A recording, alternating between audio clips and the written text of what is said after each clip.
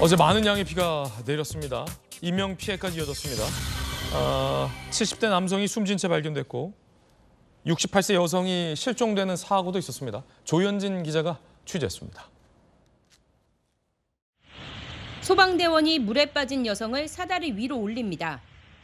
여성은 힘에 부친 듯 천천히 사다리를 올라가고 다리 위 소방대원들이 여성을 붙잡습니다.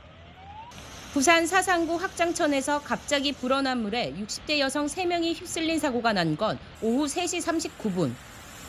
여성 1명은 스스로 탈출했고 1명은 소방대원이 구조했지만 68세 여성이 실종돼 수색 작업이 진행 중입니다. 경기 여주에서도 하천변을 산책하던 70대 남성이 불어난 물에 떠내려가 숨진 채 발견되기도 했습니다. 어린이집 천장이 뻥 뚫려 있고 폭포수처럼 물이 쏟아집니다. 양동이로 물을 나르고 삽으로 퍼내보지만 실내는 금세 물바다가 됐습니다. 아니 어떻게 이럴 수 있어요, 선생님? 여기 와보세요. 광주 북구 우남동의 한 어린이집 천장이 무너졌다는 119 신고가 접수된 건 낮 12시 9분쯤. 천장에 물이 새는 걸 본 교사들이 원생들을 대피시켜 다행히 인명피해는 없었습니다. 화장실로 가서 양치질을 하는데 이게 물이 떨어지니까 바로 저희가 대피를 시켰거든요. 떨어지면서 폭포처럼 쏟아져 버리니까.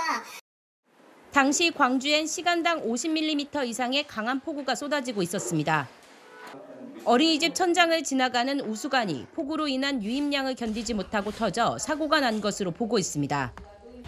오전 들어 호우특보가 발효된 광주 전남 지역엔 침수와 정전 등 100건 넘는 피해 신고가 접수됐습니다. 다리 및 도로가 발목 높이까지 물에 잠겼습니다. 소방대원들이 맨손으로 배수로에 낀 이물질을 꺼내려 애씁니다. 강원 내륙을 중심으로 호우주의보가 내려진 가운데 원주에선 한때 시간당 60mm가 넘는 장대비가 내리면서 주택 도로 곳곳에서 침수 피해가 발생했습니다. 인천에서도 시간당 68mm의 물폭탄이 쏟아지면서 도로와 주택이 잠기는 등 지금까지 31건 피해가 접수됐습니다. 채널A 뉴스 조현진입니다.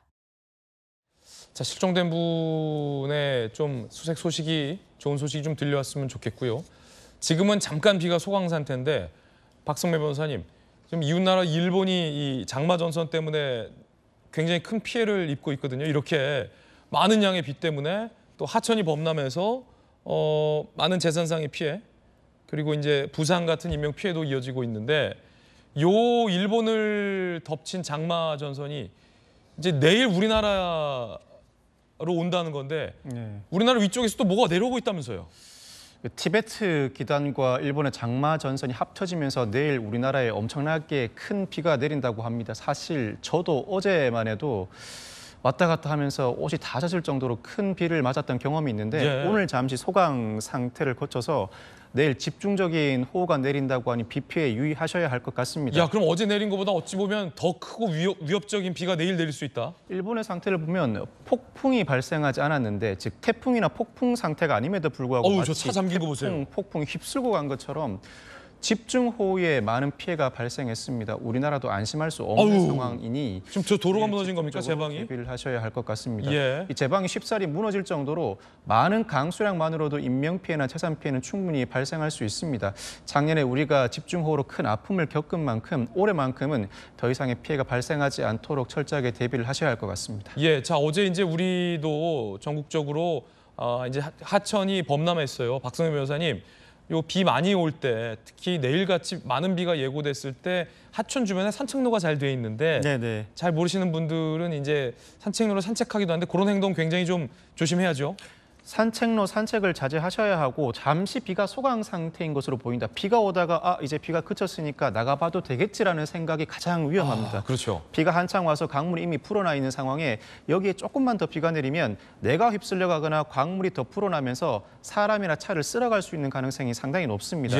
잠시 방심했다가 큰 인명피해가 날 수 있으니 비가 잠시 소강 상태라고 하더라도 안심하지 마시고 되도록 요 며칠 적어도 이번 한 주 동안만큼은 외부 활동은 자제하시는 게 좋지 않을까 싶습니다. 특히 작년에 우리 강남 일대에 많은 침수 피해가 있었잖아요, 변호사님. 자, 이 모습 어제 한 여성이 물어난 불살에 휩쓸려 내려갈 뻔했는데 우리 소방 관계자가 간신히 또 다행히 구출하는 모습이었는데 작년에 많은 침수 피해가 강남에서도 있었는데 그 때문에 정혁진 변호사, 저희 돌직구쇼에 정혁진 변호사 차 침수돼서 폐차했거든요. 그러니까 이렇게 저지대나 잦은 침수 지역에 사시는 분들은 좀 미리미리 오늘같이 비가 소강 상태일 때 차를 옮겨 놓으시거나 대비를 좀 하시는 것도 필요할 것 같아요.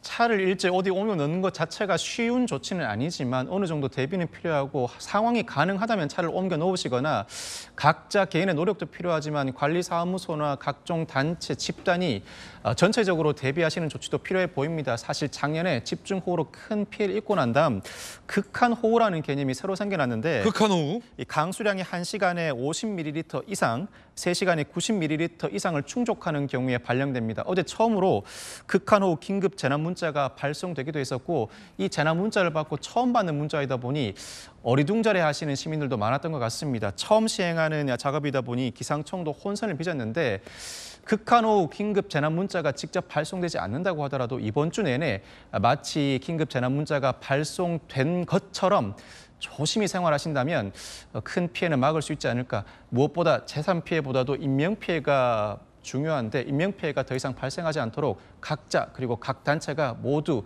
합심해서 노력해야 할 것 같습니다. 극한호우, 이게 좀 생소했는데 생긴 지 얼마 안 된 개념이군요. 네네. 극한호우. 작년에 생겨났습니다. 이 집중호우가 예상될 때 단순히 비 피해를 조심하라는 수준을 넘어서서 적극적으로 일정한 조치를 취하거나 최소한 외부 활동을 자제해야 한다는 취지의 문자 메시지입니다. 그 문자 메시지가 발송되면 적극적인 조치를 취해 주시고 비단 문자 메시지가 발송되지 않는다고 하더라도 이번 주만큼은 매일 문자 메시지를 받는 것처럼 행동해 주시면 좋을 것 같습니다. 예, 우리 박성면 변호사님께서 아주 신신당부를 해주셨습니다.